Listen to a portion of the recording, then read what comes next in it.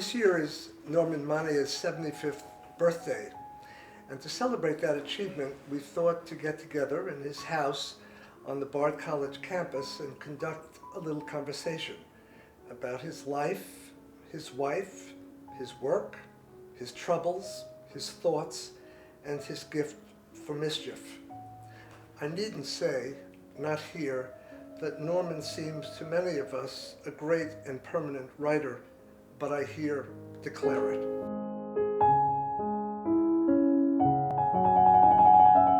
I turn to Norman for a first question. You were born, Norman, in the Bukovina, and I wonder if you might begin by telling us a bit about this region, which produced a number of brilliant writers. It's a landscape and also a psychological landscape, I would say, which is very dear to me. All those from that point, from that location, from that landscape started not only joy and happiness, but also a lot of trouble and a lot of suffering. It was for 70 years part of the Austro-Hungarian Empire,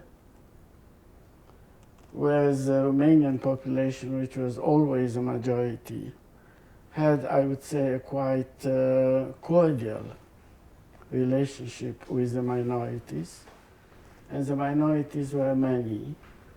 There were Poles and Ukrainians and Jews and Germans and Armenians.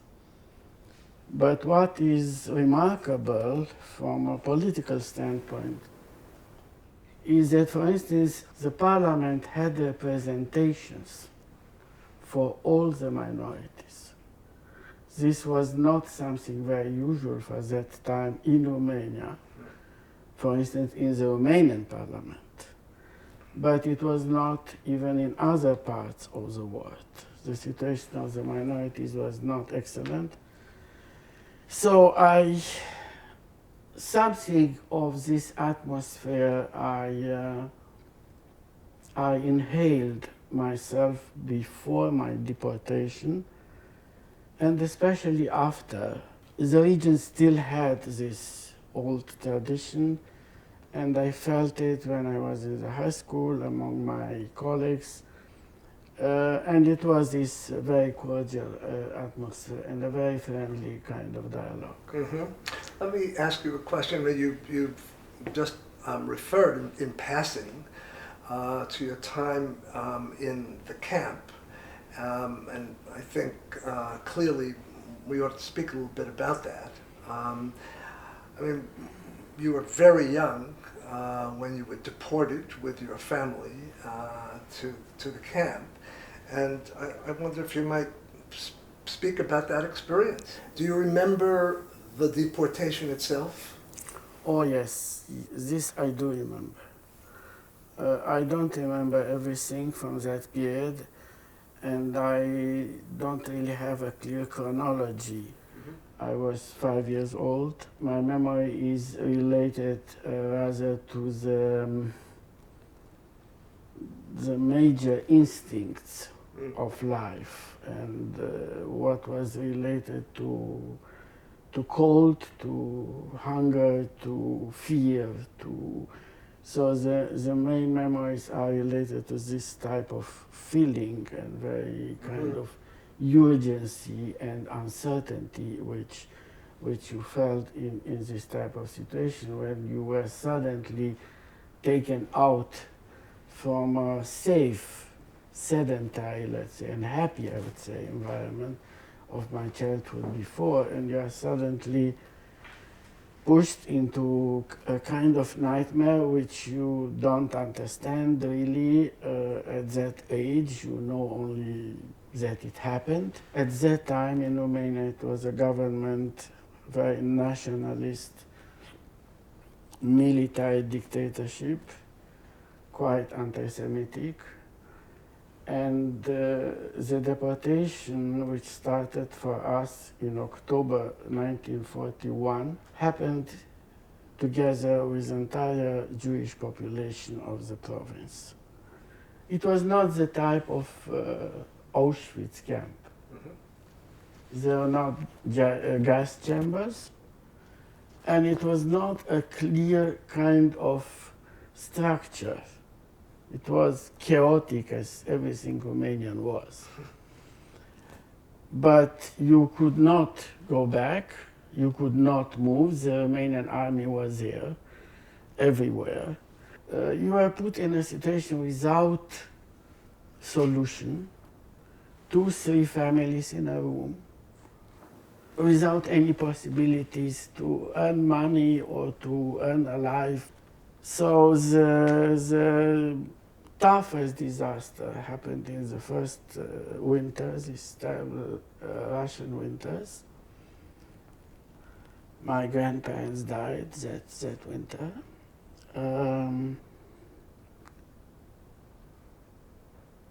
What to say? I owe my life to my parents. They did everything for me and to save me. They were very different characters. After a few days there in this terrible misery, my father saw on his shirt, which was previously white and clean, so I saw a lot of lice, a lot of insects. And he said to my mother, look, it's not worth living. This is not a life to live. He was a very dignified man. My mother, which was much more neurotic than him, was a fighter. And she said, no, we have to fight. And if we fight and survive, you will have again a shirt which will be white and clean. We came back to Romania in 1945, and in April 1945, a month before the end of the war, and we were 1 year under the Soviets there, but not allowed to go back. It's a long story, complicated one. I called it the initiation. It was an important initiation in life, in all the aspects of life, in the corruption of daily life, in the corruption of ideals, in the corruption of friendship, of family, connections and feelings of everything.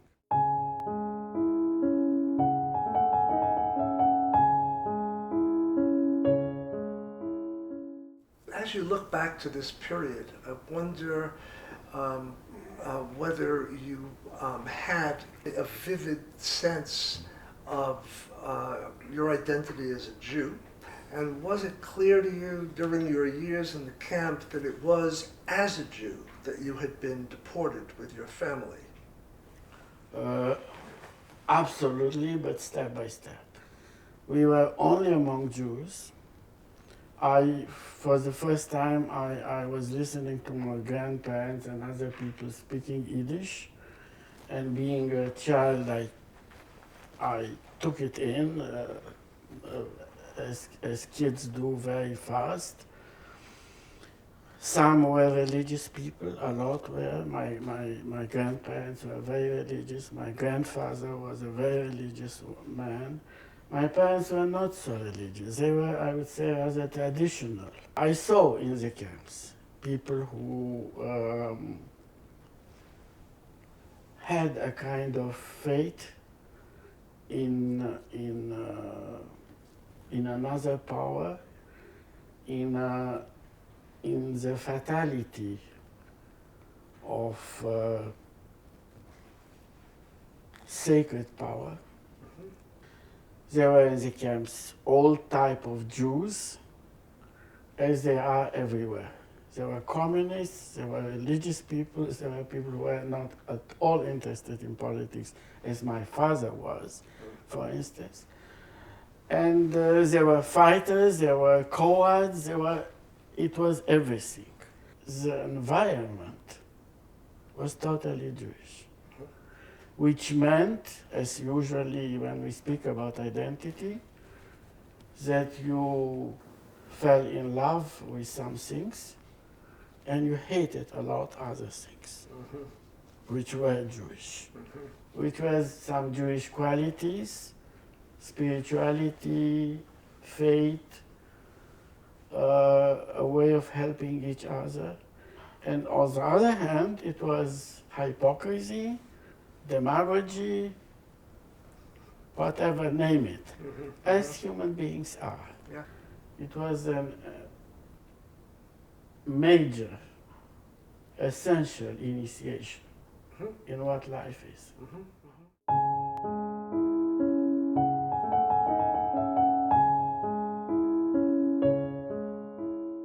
Well, Norman, I thought I would ask you a little bit about your sense of yourself as an intellectual. You know, in the United States, many very good writers, and a great proportion of them would be very ill at ease, thinking of themselves as intellectuals. The word sounds in the United States, to many writers, a little pretentious and alien. My sense is that writers in other parts of the world don't have the same difficulty with that epithet, intellectual. And I wonder if I might ask you, when early or late in your evolution as a writer, you began to think of yourself as an intellectual. I can't help thinking of you that way. Yeah, I myself, I'm aware of it. I don't dare to introduce myself as an intellectual. I was very hesitant many years to introduce myself as a writer even. I considered it a bit pompous and a kind of too much of self-awareness. I am probably an intellectual.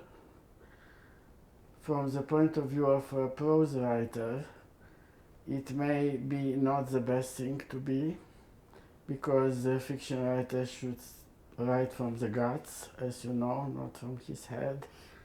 But I very much admire writers who I think were also intellectuals. I would deviate for a second, saying that today died a writer whom I very much admired, Ernesto Sabato. He was 99 years old. In June 24, he would have been 100 years old.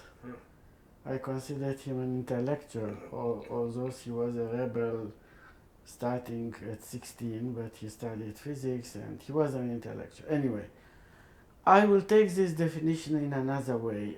A great Romanian critic, George Călinescu, said that an intellectual can be also a person who thinks as deep as Kant thinks.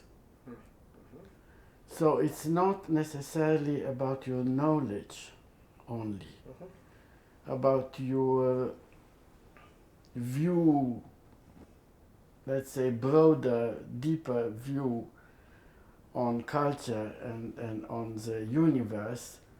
It's about how deep you're thinking and how original and acute it is. I jotted down, I've always sort of remembered it, and I just came upon it again just by chance the other day.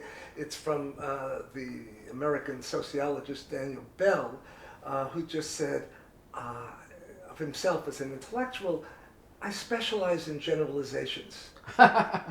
It's very good. Isn't that good? I knew him. I was even befriended with him. We were at the same conference in Mexico together. We had a very good time there. He was an extremely knowledgeable and interesting man. I would add that he knew a bit too much. He gave you the feeling that he knows everything. And it was overwhelming and irritating also. So he was certainly an intellectual. But a dangerous thing. It is, yes. It is. The problem with the intellectual is also in our time related to a very famous book published in France at a certain point by Julien Benda, which was about the treason of the intellectuals. Treason of intellectuals. Yeah. They didn't really fulfill their role, and their role should have been as the teacher of the nation, and they gave in to a lot of trivial daily dealings, ideological, and we know many writers and artists and intellectuals which were on the wrong side, if we may say so, although the right side is difficult to define, but they were on the crazy extreme communism, on the crazy extreme fascism. There are many examples in the culture of the world and in the Romanian also. Probably less in the American, I don't know. So yes, for better or for worse, and this is how it should be emphasized. Yeah. For better or for worse, yes, I am an intellectual.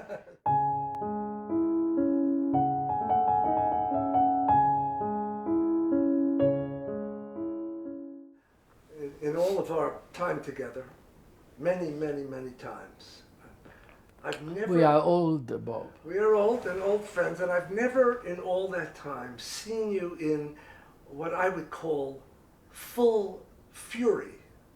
And yet I have a sense that...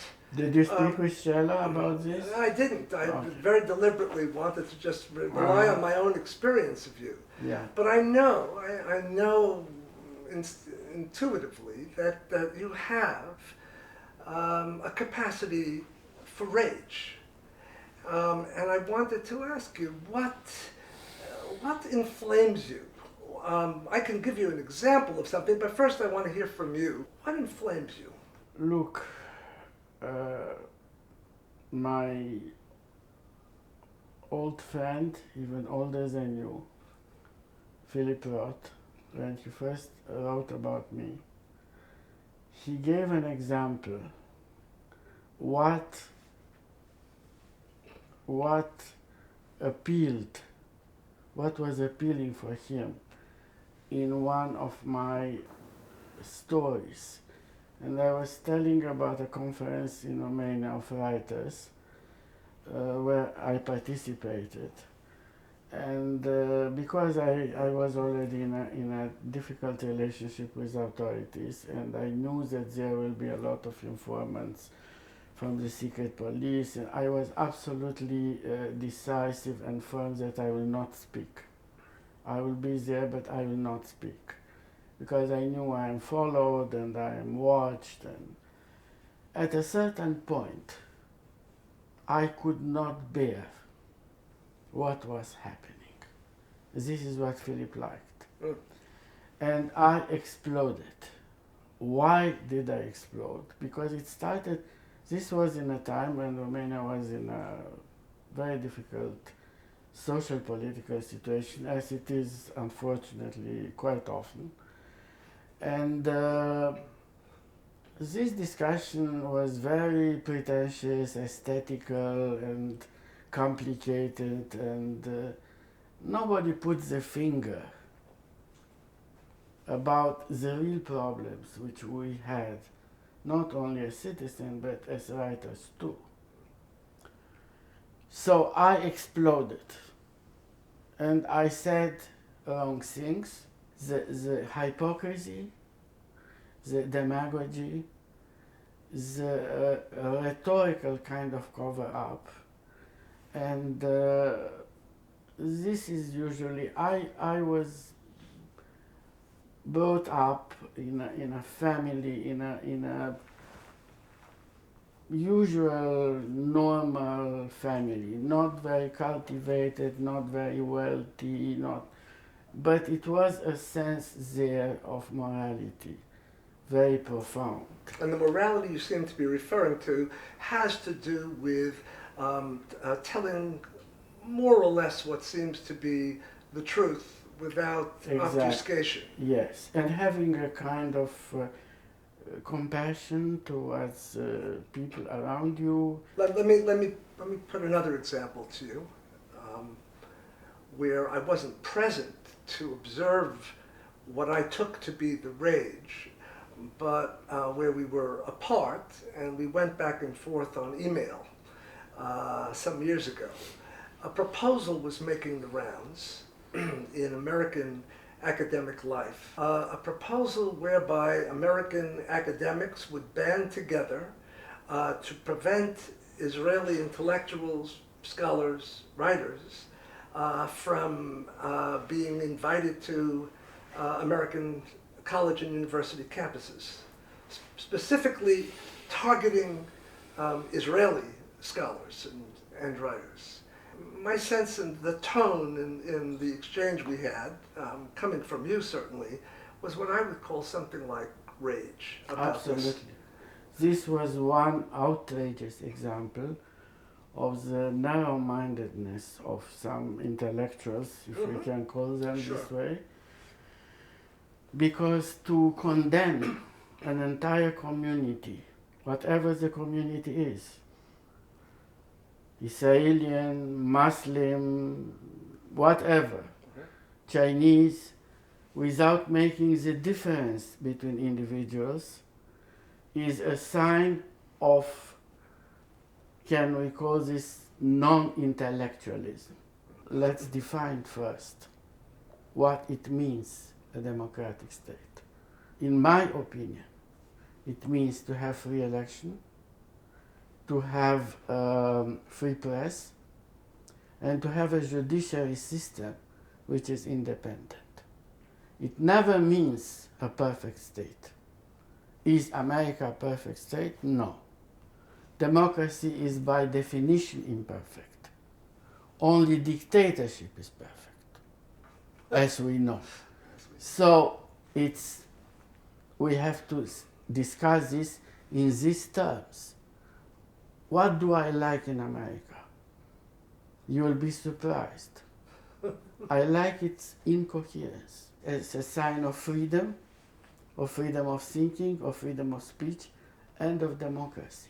And we look to this diversity and incoherence as the best result of democracy. It's not a perfect democracy. As I said, perfection is only in paradise, and it's not on earth. Everything which is here is done by us, by people, and we first have to recognize that we are imperfect, and that all human beings are imperfect, and all these extraordinary projects, utopian projects, which are very much references to totalitarian states, because there, from utopia to terror, it was a very small step, but all had a utopian project. Communism, that the entire world will be perfect. Nazism, that the Germans will dominate the world as a superior race, and it will be another paradise governed by the Germans, and so on. And the Islamic fanatics of today, who want a religious, perfect, coherent state, is also the same utopian, which we know and we see goes one step to terror.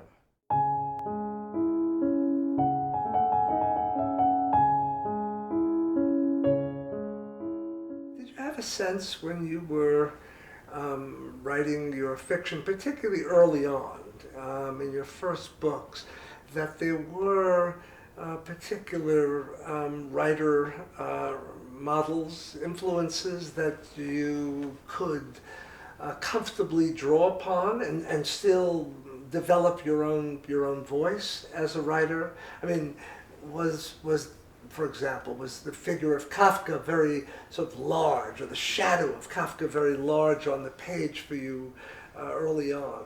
You know very well that every writer is first a reader. Yeah. And some of them remain even readers. Mm-hmm. That's my case. So there are a lot, of course, influences, and it's difficult to detect exactly what kind of influence and where and how. But you are put in the end or at a certain point in a certain family of writers because of your style, because of your topic, because of your sensitivity. So I was also put in a certain family of writers, mainly Central European writers, Musil, Kafka, Schulz, others.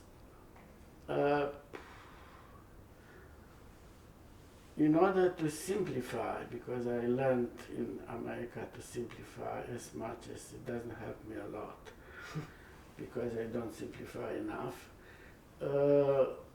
I think that in normal conditions and with another biography, I would have been a Proustian type of writer. Mm-hmm. That sounds right.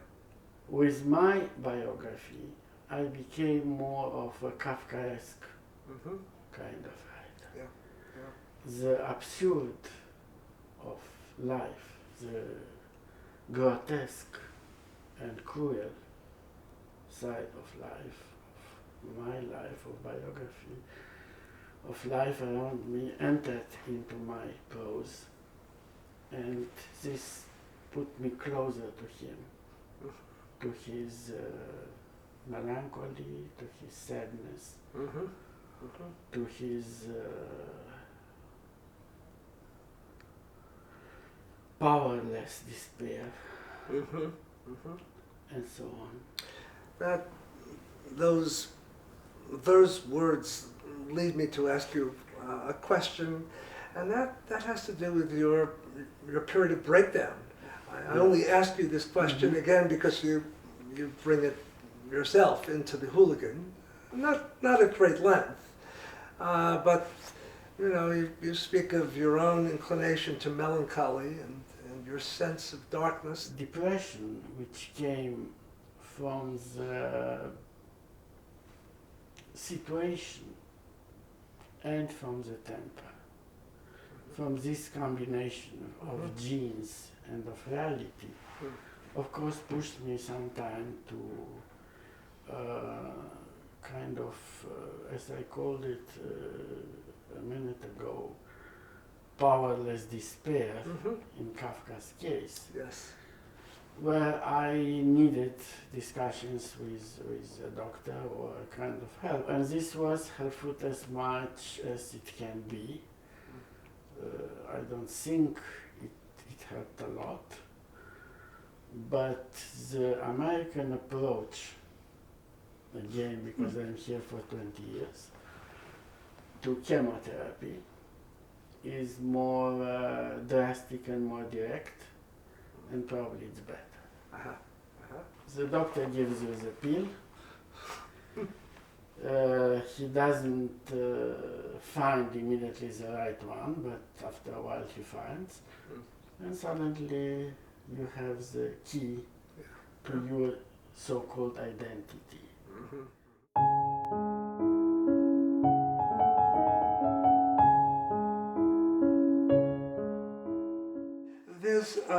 There's one little quotation that I thought I'd read to you that you include in this. Here are the lines from Celan. Blind. We are blind men and travel alone. Here no one can be the other's companion. I feel close to Celan because of his Bukovinian roots, because of his deep, I would say too deep relationship with the Holocaust, where he was not a victim. He was not in the camps. He escaped. And he all his life was burdened by the guilt that he left his parents, and especially his mother, who were taken to these camps in Transnistria where I was also, and where they died. But the Holocaust became a deep, deep obsession for him. I'm close to him for all these reasons. I'm close to him because he finally ended up in exile, as it happened with me too. I tried not only to code, to encode the writing and to close it in almost, so that the access needs a special effort and a special persistence. But what does this tendency express? What does this tell us? In his case, in my case, in other cases which are perhaps similar. It's a wish or perhaps a urgency to put a screen,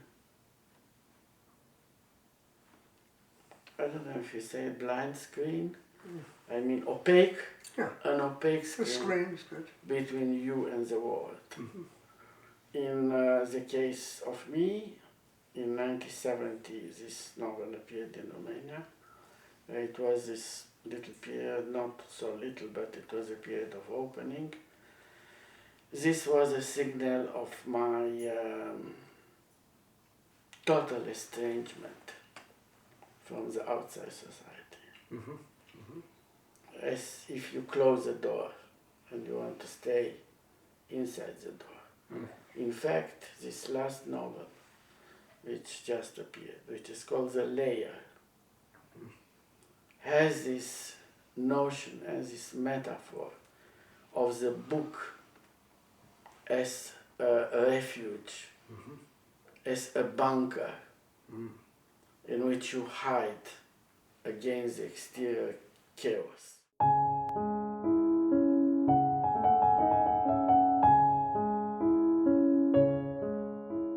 I should ask you when the key to all of your problems came into view in the person of Cella. At what point did Cella enter your life and change it? Whatever the point would have been, it's an essential point. She doesn't like me to speak about her, Ah, and she doesn't like me to ignore her. ah. So I'm in a very complicated position, but certainly we have a long way together. In a marriage which lasted, and I must tell you not only that a lot of marriages are not lasting, but a lot of marriages in exile are exploding immediately. We have a very deep connection, and I think our connection is the connection of two people who feel very close to each other, who discover in time that they in fact were brothers and sisters who would have liked to marry each other. In the case of a marriage which started from infatuation, and it was our case, and you go together to all these realistic and real, quite trivial and sometimes difficult moments of life. If this bond proves strong enough, you have a reason not only to be grateful, but to praise this type of contract which usually is not very praisable, as any contact is. So I can speak more, but she would be upset if I said too nice things about her.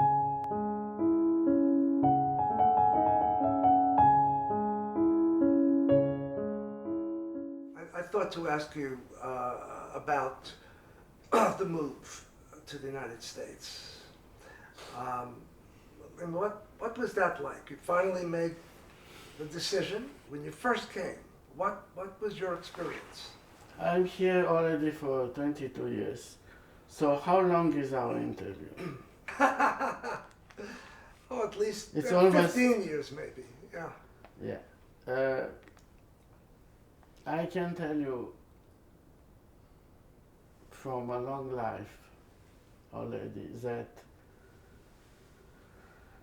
you never know when the good things become bad and when the bad decisions prove to be very good. So in this case, I did not want, first of all, to leave Romania because I was very much rooted in the Romanian culture. I was not hunting after happiness, as I told you, or even prosperity. But the situation became there impossible at a certain point. I lived in Berlin, in West Berlin. I had a grant there for a year and a half. And then I wanted very much, I could not go back because of the political situation and of my personal situation. Although my old parents were there and my mother, who always wanted to leave, is in the end buried there. And I am out, who I didn't want to leave. So I was almost certain that I don't want to go to America. I felt it's a too big change for me. It's a too vital country for me. It's a too optimistic country for me. It's a too pragmatic country for me. And at that age, you don't make such crazy important decisions to go to a new world. At least in Europe, it was more or less more familiar, more similar, also from a linguistical point of view. I didn't have any English. But destiny pushed me here.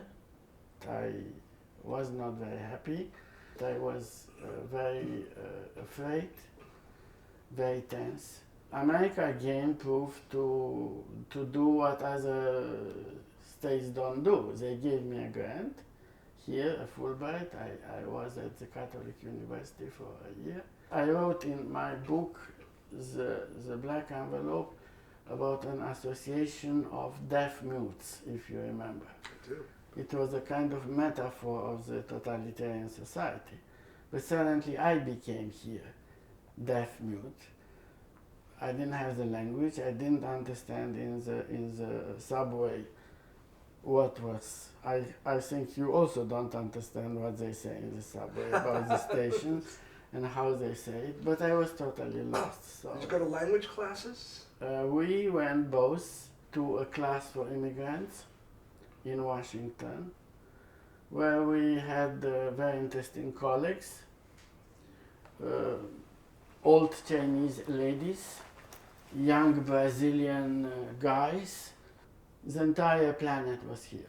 Step by step, it proved that, as Philip said in our first meeting, contradicting me, because he asked me what I wish here.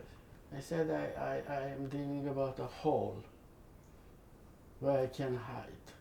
He said, no, this you will not find here. This I can assure you, it's not the right place for this. And year by year, step by step, the situation improved. I got a key. I got some, as you know, some prizes here, some friends, some admirers. I said in my book, The Hooligans Return, that America is the best hotel. I didn't say that it's the best place in the world, but I said it's a good hotel because more or less everything works. And I referred here to a saying by Philip, which is not more true, because he knew at least Czechoslovakia, but also a bit Eastern Europe, and he said there nothing works and everything matters. And here everything works and nothing matters. Now I think it's not more true. It's not true that everything works. It's true that nothing matters. So I can speak about America and about my initiation, step by step, in the American habits, in the American society, with a lot of criticism and a lot of admiration. I must say that although I would have been better off in Europe, but I was lucky to come to the place where I did not want to come.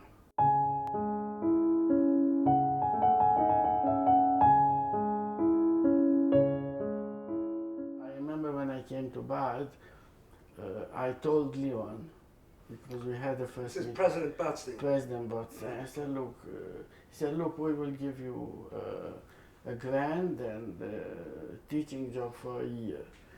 And I said, I don't know English enough. I cannot do this. He said, forget it, you will do it. Einstein didn't know English, and he did it very well. I said, Einstein knew mathematics and physics. I have to teach literature here, it's very different. No, you are able, you will do it, it's fine. So this is how I went to these phases. We lived, Cella found a job in New York, and we moved from Washington to New York. So I lived in a very small house. Irma Brandeis' house, she built a small, very small house, and she left it after her death to the college. As I said, some people call it the Unabomber's house because it was almost invisible and very small, but I was happy there, and I am happy in this bigger one. I called it Casa Minima.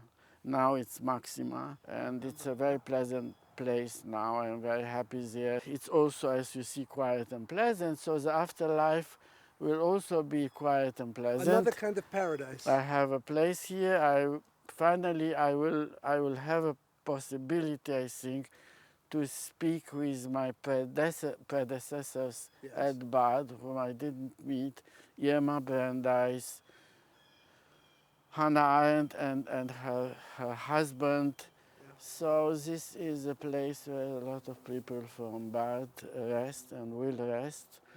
It expresses, I also think, the spirit of the college. Yeah, I think you're right. This is Leon's Cathedral.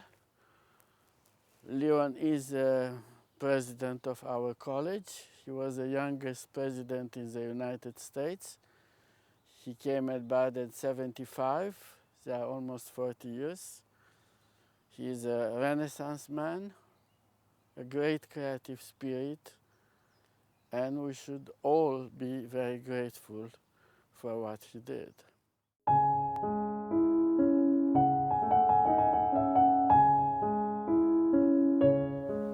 In The Hooligan, your memoir, you very wonderfully refer to this country as paradise. Yeah, look around. It's paradise. But don't look deeper. I quote in my Hooligan's Return a verse by the Polish poet Zbigniew Herbert. And he says, in paradise it's better than anywhere else. It's true, but paradise is not for the earth, for our earthly daily life. It's a dream, it's a utopia, it's a kind of unreachable project. But the first impression in America and the impression now, after 20 years from this point of view, it's almost the same. It's paradisical here. because you hear here speaking all the time about the American dream. At the same time, one of the slogans which you hear very often is "We are the best." And the people who say this don't know a lot what the others are. There are these cliches.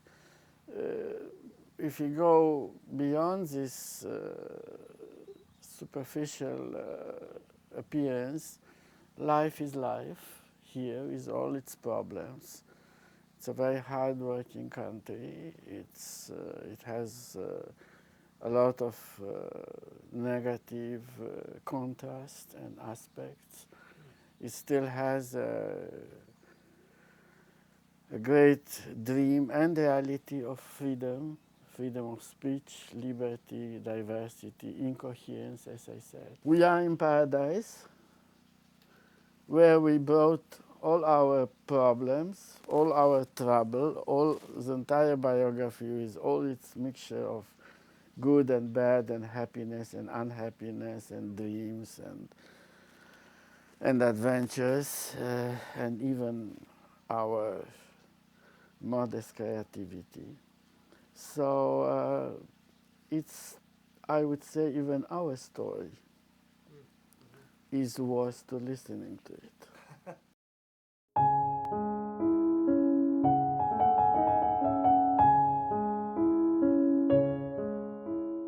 It's very old. It is estimated at 350 plus years old. And it has lived through drought, fire, and being struck by lightning. It is truly a survivor, like me and a lot of other people. We are all survivors. Is it older than you? A bit.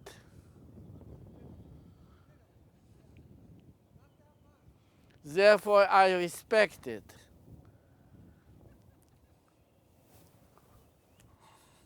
And it is also very wounded, as you see here.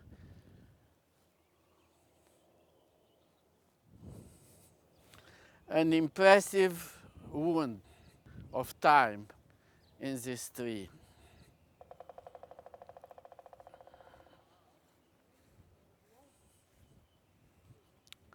So, you have it. You have everything. Il faut aller.